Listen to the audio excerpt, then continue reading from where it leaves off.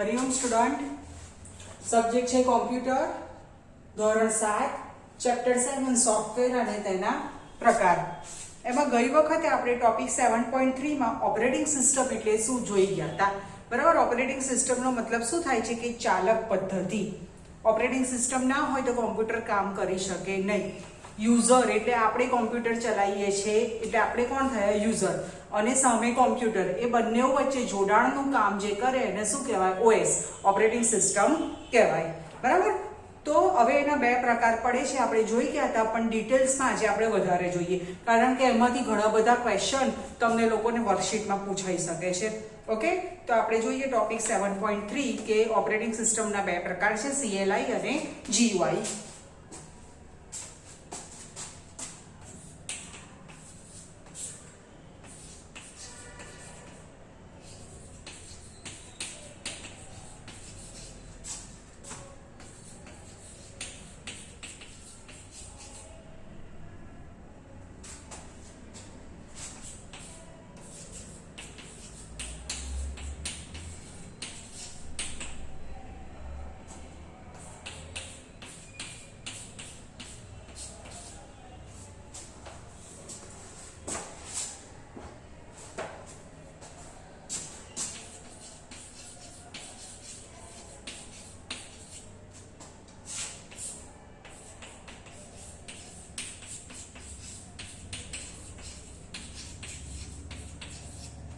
CLI એટલે શું થાય? Command line interface. બરાબર. તેમાં મોટે ભાગે બધા કાર્ય કમાન્ડની મદદથી જ કરવામાં આવે છે.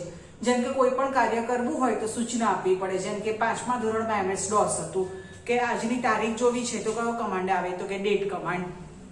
સમય જોવો છે તો કયો કમાન્ડ આવે? Time command. સ્ક્રીન ચોખ્ખી કરાવી છે તો કયો કમાન્ડ આવે? CLS. ડિરેક્ટરી બનાવી છે તો કયો કમાન્ડ આવે? MKDIR. તો એ એકંદરે કેવી છે? હાર્ડ છે. કારણ કે જો કમાન્ડ આપવામાં ભૂલ થાય તો જવાબ આવતો નથી, અને કદાચ જો કોઈક વખત આવી જાય તો આન્સર ખોટો બતાવે છે. કારણ કે કમાન્ડ અને એના નિયમો યાદ રાખવા પડે છે. પ્લસ જો એ કેસ સેન્સિટિવ હોય. કેસ સેન્સિટિવ એટલે ઘણી વખત તમે લોકો આવી રીતે ધારો કે તારીખ જોવી છે, લિનક્સની વાત કરો તો એમાં તમે લોકો આવું લખો કે date plus percentage capital D અને date plus percentage small d, તો બંનેમાં પરિણામ અલગ અલગ આવે છે. કેપિટલ D આપો તો આખું MMDD વયવય સ્વરૂપે તારીખ બતાવે. બરાબર કે પહેલા મંથ આવે, પછી ડેટ આવે ને પછી યર આવે. અને date plus percentage small d આપો તો શું બતાવશે? ખાલી ડેટ ડિસ્પ્લે કરીને બતાવશે. તો આ એક નિયમ થયો.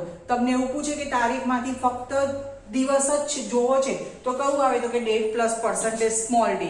અને તમને એવું કે આખી તારીખ જોવી છે તો કયો કમાન્ડ આવે? Date plus percentage capital D. બરાબર. તો આ નિયમો છે.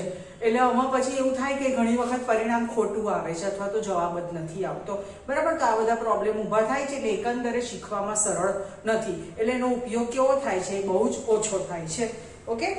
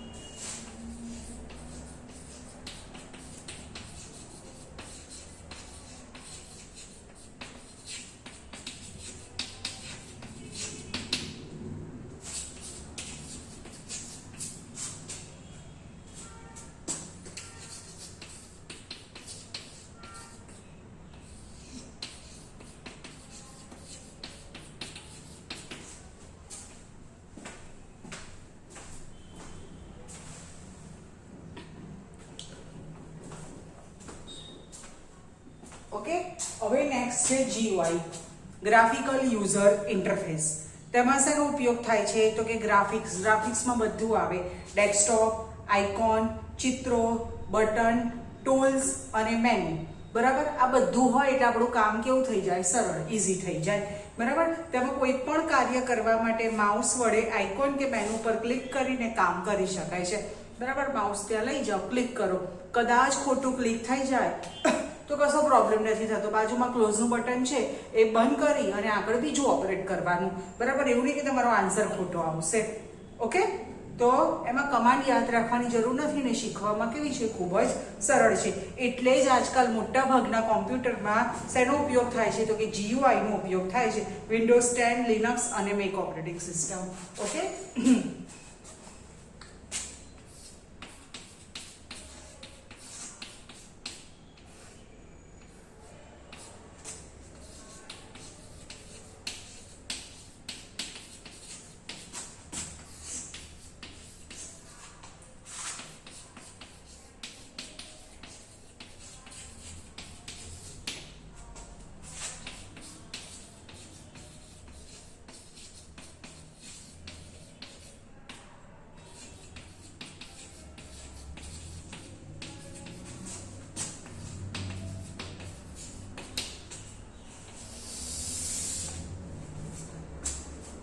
ઓકે, તો આ વસ્તુ આપણે જોઈ ગયા હતા, પણ આમાંથી ખાસા એવા ક્વેશ્ચન આન્સર પૂછાઈ શકે એટલે મેં રિપીટ કર્યું. હવે જુઓ, 3 પ્રકારની ઓપરેટિંગ સિસ્ટમ મેઇન વપરાય છે.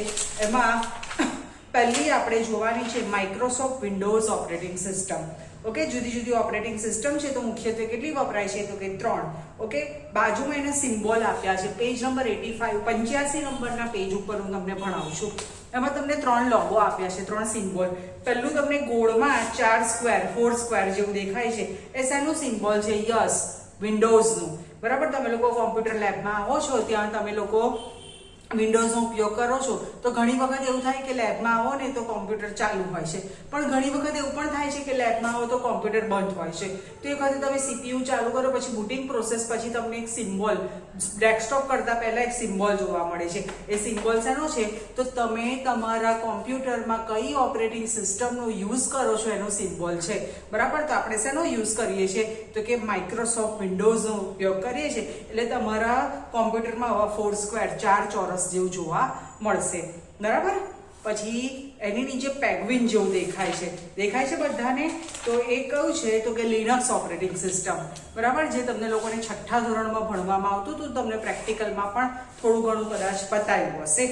અને પછી આવે છે છેલ્લું સિમ્બોલ, એક સ્ક્વેર છે, પછી એક આંખો જેવું છે ને કંઈક વિચિત્ર ફેસ દોરેલો છે. એ મેક ઓપરેટિંગ સિસ્ટમ જે એપલ કંપનીના ડિવાઇસમાં જ ચાલે છે. જેમ આવશે એ પ્રમાણે હું તમને લોકોને સમજાવીશ. ઓકે, અત્યારે આપણે ટોપિક 7.4 માં પહેલી ઓપરેટિંગ સિસ્ટમ છે વિન્ડોઝ ઓપરેટિંગ સિસ્ટમ, ત્યાંથી સ્ટાર્ટ કરીએ.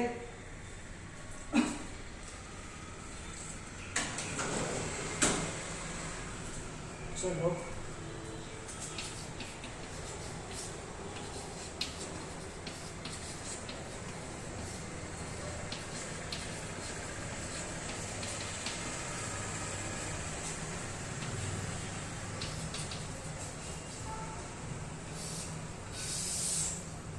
અહીંયા લખી દઈએ કે મુખ્ય કેટલી વપરાય છે તો કે 3.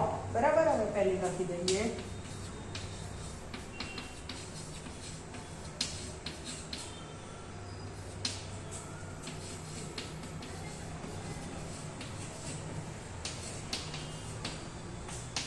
OS લખ્યું હોય એટલે ઓપરેટિંગ સિસ્ટમ, ઓપરેટિંગનો O અને સિસ્ટમનો S. બરાબર, ઓપરેટિંગ સિસ્ટમ એવું આખું લાંબુ લખીએ એના કરતાં OS લખીએ તો ચાલી જાય. બરાબર, ચલો પહેલા થોડુંક સમજાવી દઉં, પછી તમને લોકોને એમાં એના વિશે લખીને બતાવું. ઓકે, તો તમને માઇક્રોસોફ્ટ શબ્દથી તમે લોકો પરિચિત છો.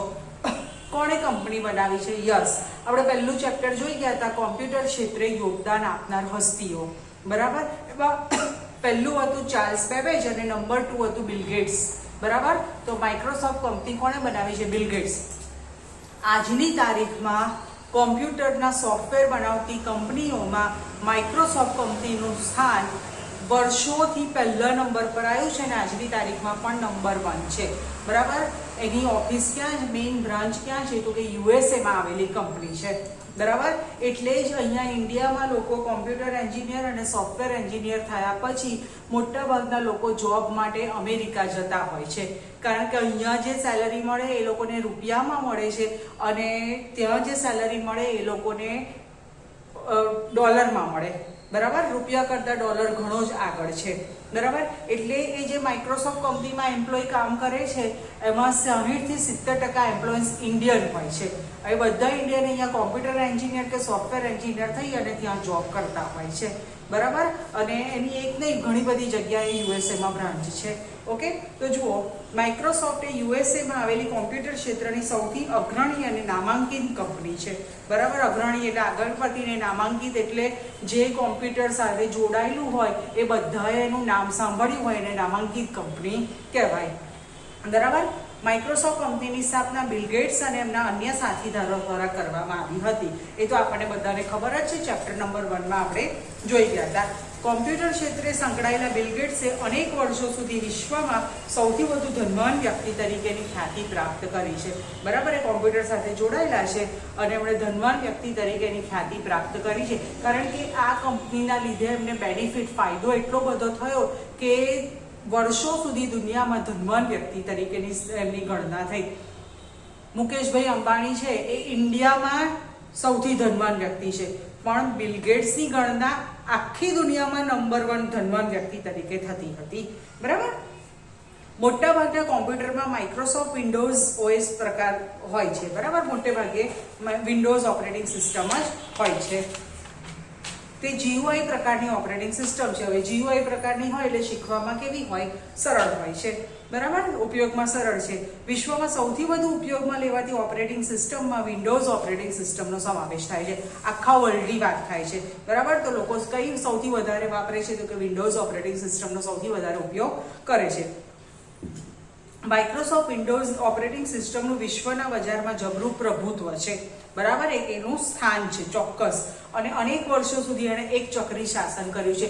એક ચક્રી શાસન એટલે આ કંપનીવાળા છે ને દર વર્ષે જુદો જુદો સર્વે કરી અને બહાર પાડતા હોય છે કે કઈ કંપની એ નંબર 1 રહી, બરાબર. કોમ્પ્યુટરમાં ઘણી બધી કંપની છે, માઇક્રોસોફ્ટ છે, ઇન્ટેલ છે, પછી પેન્ટિયમ છે, IBM છે, એમ ઘણી બધી કંપની છે, બરાબર. સોની અને ફિલિપ્સ કંપની પણ આવે, પણ એમાં વર્ષો સુધી હર હંમેશ માઇક્રોસોફ્ટ કંપની જ નંબર 1 તરીકેની ખ્યાતિ પ્રાપ્ત કરી હતી.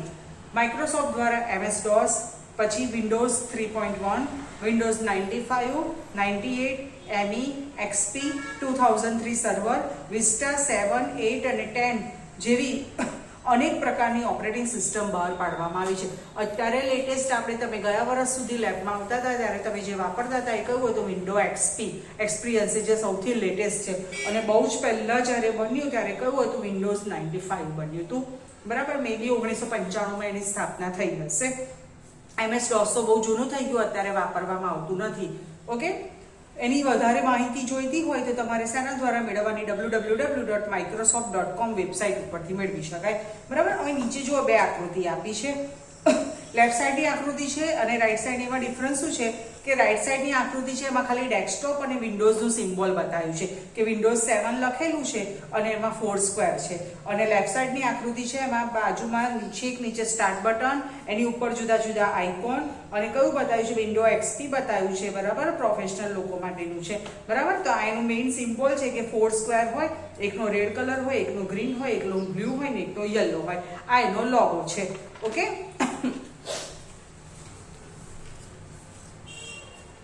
ચલો હવે એના વિશે આપણે થોડુંક લખી દઈએ.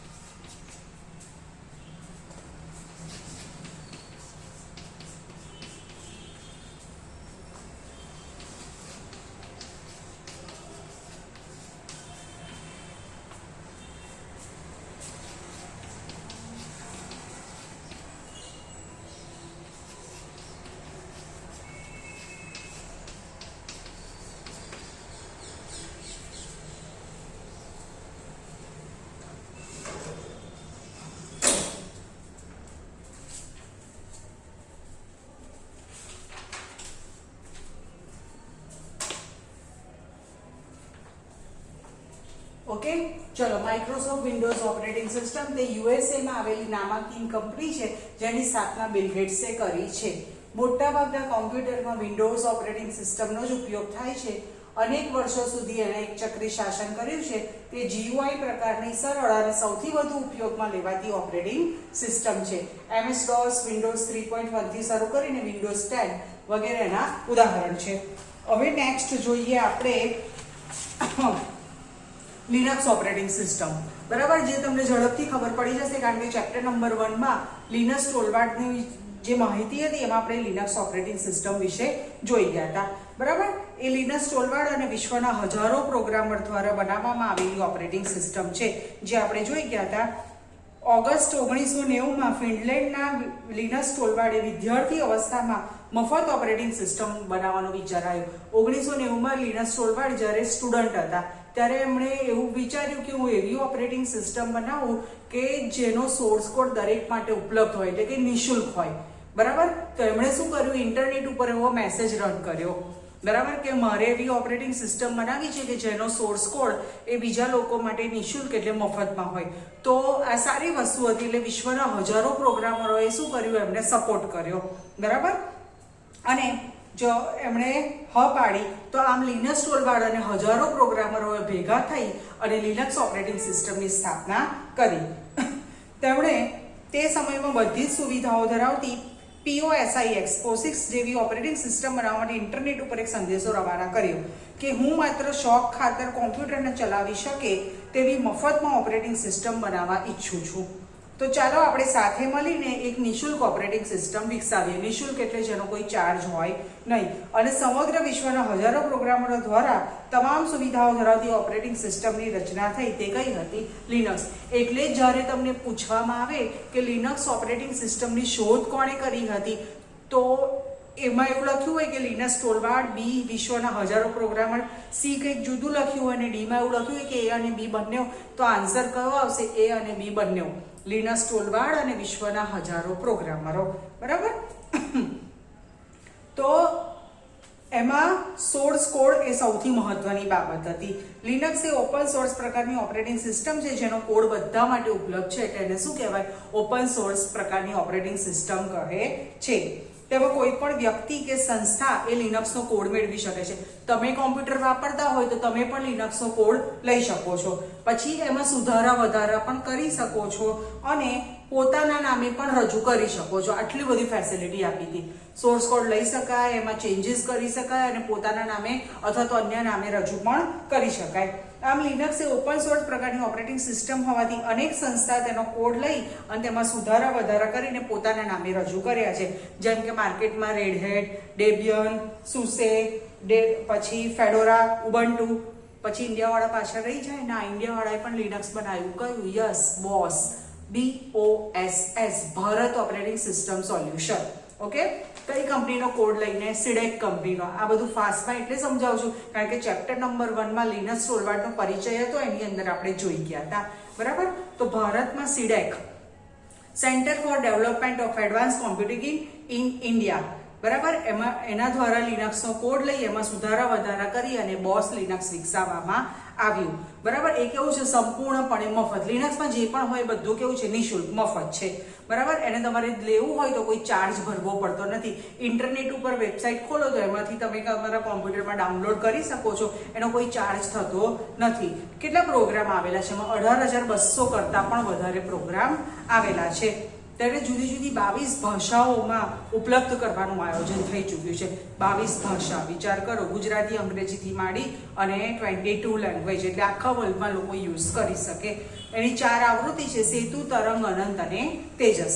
બરાબર, અને તમારે વેબસાઇટ ઉપરથી ડાઉનલોડ કરવી હોય તો કઈ આવે? www.bosslinux.in. ઇન્ડિયા માટેનું છે એટલે પાછળ .in આવે. બરાબર, કમર્શિયલ સાઇટ હોય આખા વર્લ્ડમાં ફેલાયેલી હોય તો કયું આવે? .com. જેમ કે ફેસબુક ખોલવું હોય તો www.facebook.com આવે.